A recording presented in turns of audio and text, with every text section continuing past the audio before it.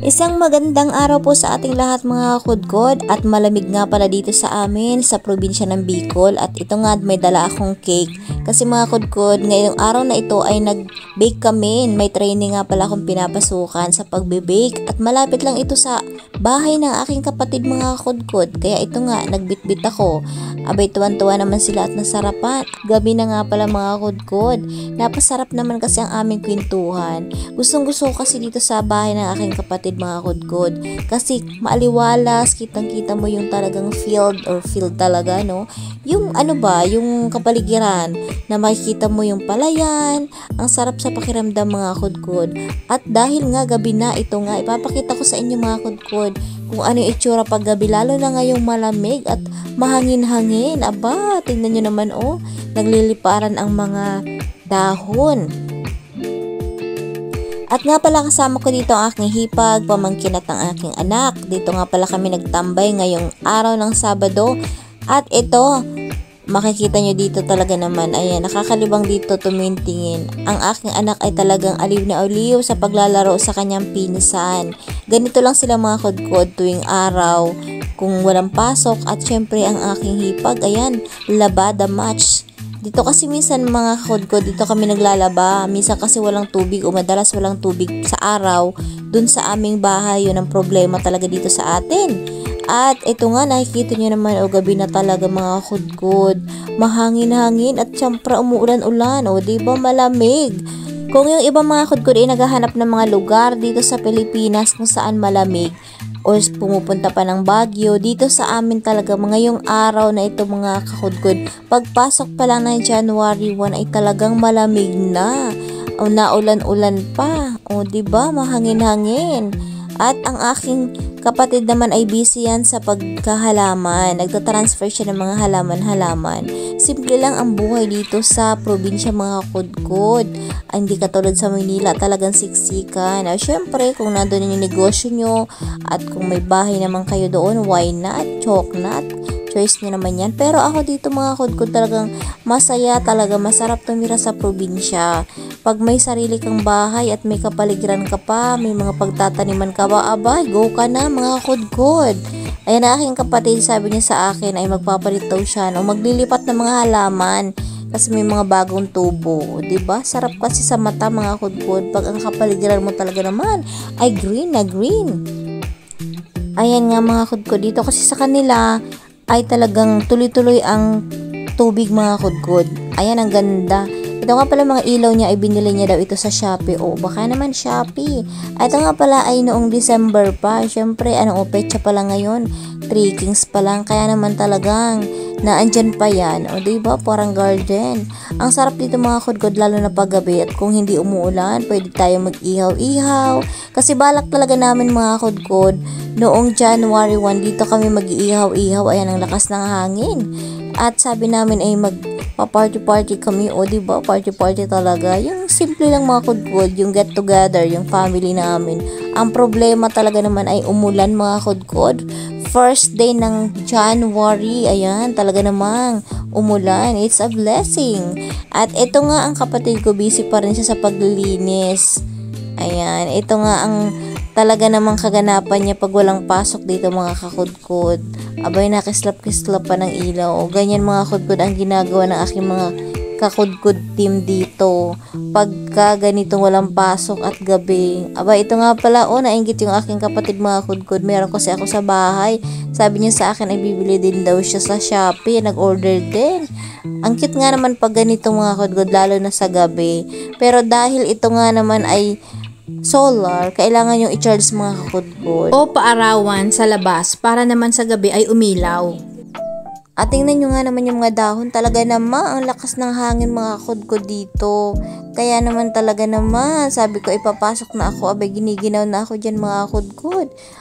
Ang hangin kasi mga kudkod ay may kasamang ulan-ulan, o diba? Parang malapit na sa bagyo, o diba? Yung aking pamangkin naman ay talagang kayang-kaya niya pa naman ang lamig. At yan mga pailaw-ilaw pang effect. At ang sarap lang kasi mga kudkod pag ganito, lalo na kung hindi umuulan at walang hangin. Ang sarap magkape mga kudkod lalo na pag ganito ang panahon at nandito ka sa labas. Kung ito sana ay may tent or may atip mga kudkod, ay ba ang sarap dito mga kudkod magkape-kape. Sino ba sa inyo dyan ang nagkakape o gamit ang tinutong or kaping bigas? Abay dito sa amin mayroon yan mga kudkod. Dito sa bahay ng aking kapatid sila nga ay nagtitinda yan mga kudkod. At kami nga ay umiinom yan. Abay masarap naman mga kudkod lalo sa umaga at ganito ang panahon ako. Pagkasarap humigop ng kaping bigas. O ayan na mga kudkod. Flex ko nga pala yung kanyang ginawang or transfer na halaman. At nga pala mga kudkod, papakit ako niya ng kanilang bahay. Sabi ko kasi mga kudkod, ay bibisitahin ko ang kanyang lettuce or yung hydroponics na lettuce nila mga kudkod. Kasi nga naman kanina ay nabisi tayo sa pag-edit-edit, kaya naman hindi ko naakyat. Abay, ginabi na tayo. Tingnan natin. Ayan. I-raid natin ang kanyang hydroponics na lettuce dito sa taas ng kanilang bahay. Aba, oo nga. Sabi niya kasi mga kudkod ay may mga bago na daw sila na pwede nang ibenta o ready to sell na po yan mga kudkod. Ganyan nga mga kudkod ang kanilang ginagawa dito, lalo na ang kanyang asawa. Yung asawa na aking kapatid, siya talaga ang hands-on dito mga kudkod kahit nagtatrabaho yun. At ito nga, may mga nabili na nga pala dito, naubos na yung ibang box. At ito, ganyan siya mga kudkod, mahangin-hangin nga lang.